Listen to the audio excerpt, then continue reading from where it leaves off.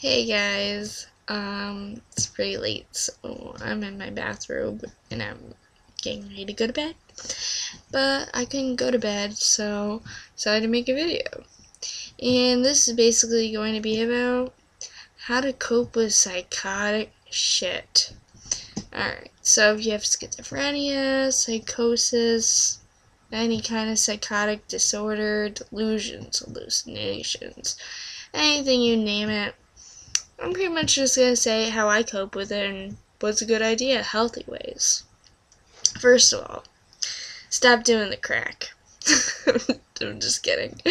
Don't do any drugs, because let's face it, if you have a psychotic disorder or psychotic symptoms, smoking weed or doing any type of illicit drugs that aren't prescribed to you, are going to fuck up with your brain more fucked up than it already is.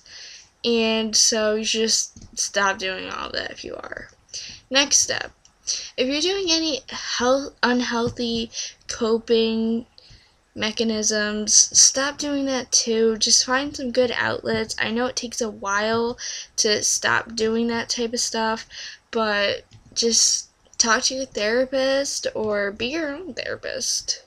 I have a therapist, but sometimes I have to be my own because I can't see them every day, and sometimes it takes a while to see them.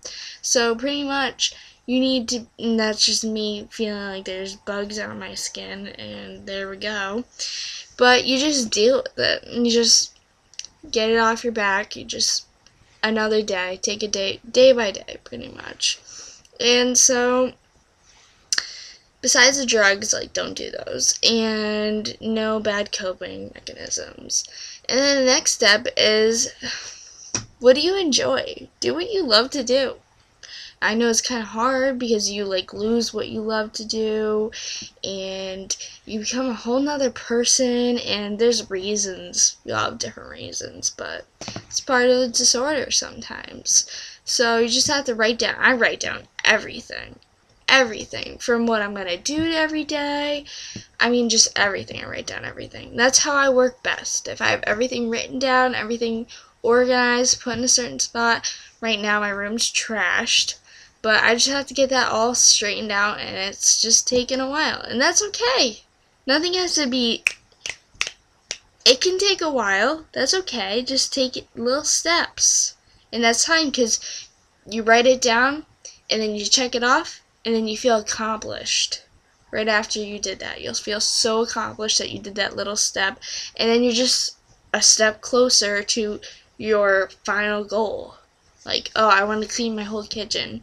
Alright, so I'm going to clean one little part of this kitchen, like the stove. I'm going to clean on the stove and the top of the stove. Okay, check that off. And then you're going to be able to clean your whole kitchen in no time. And then go to the next room and do the next goal and do this and that.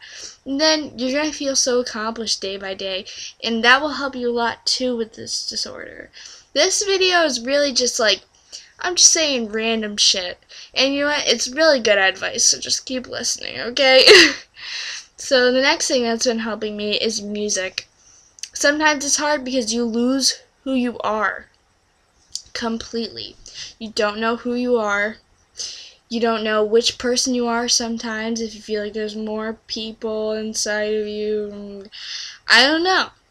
Sometimes I feel that way, but sometimes I feel like I have no identity. It really makes no sense, but so you just have to find music that you think would best suit your mood, or sometimes do the opposite emotion. That works. Like, if you want to clean your room or clean your kitchen or whatever, put on upbeat music, 80s music, any type of upbeat music.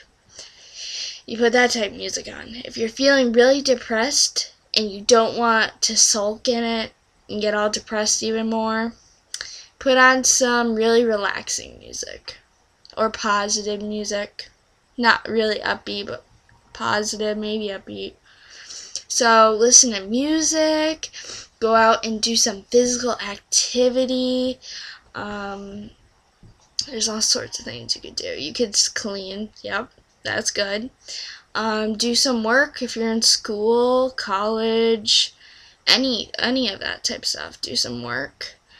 Some people would say TV, but for me, I really can't watch TV or listen to radio so much because of subliminal messages. It's a whole nother thing, but you deal with it. Nothing you can do about it. Just get your mind off things, read some books, and then sometimes maybe even just kind of sleep for a while until your meds really kick in. Because right now, I mean, it's even hard for me to do this video because like my thought and like all these illusions and stuff, and it takes a toll on you day in and day out, and you're probably just drained. So just take a nap. So just find the things you love to do and do them. And talk to people. Tell them how you're feeling, what's going on. Have an outreach, a support group type of thing. Maybe even try to get some friends over the internet. Like me. Add me. We'll talk about it. Because it's really hard to go through, and we need people that are going through the same thing to talk it all out. And that's fine. You also need to have a therapist, be on medication, and get that all going. And if you feel like you need something more intensive than that, inpatient, I mean, if you feel like you need it, kind of gotta think about that one. Day treatment centers, there's all sorts of different things. And yoga, physical activity. If you can't sleep, like I can't sleep right now, I mean, few pounds never hurt anybody. I mean, unless you have like an eating disorder, that's kind of bad. But yeah, so I hope this video helped. Alright, bye.